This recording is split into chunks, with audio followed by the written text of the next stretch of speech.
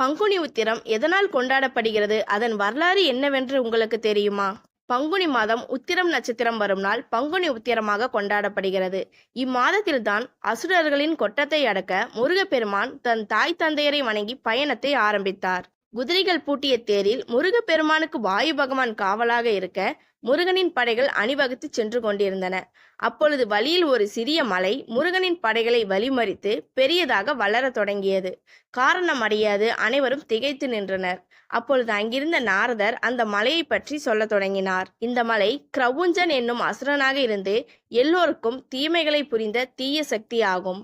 அகத்திய முனிவரின் சாபத்தால் அசையாமல் மலையாகி நின்றாலும் இருந்த இடத்தில் இருந்து கொண்டே தன்னை கடந்து செல்பவர்களை ஏமாற்றி தொல்லை தந்து கொண்டிருக்கிறது என்றார் நாரதர். மேலும் இந்த மலைக்கு அருகில் உள்ள மாயபுரி பட்டினம் என்னும் நகரில் சூரபத்மனின் தம்பியும் யானை முகம் கொண்டவனுமான தாரகாசுரன் ஆட்சி செய்து கொண்டு தேவர்களை மிகுந்த துன்பங்களுக்கு உள்ளாகி வருகின்றான் என்ற தகவலையும் சொன்னார்.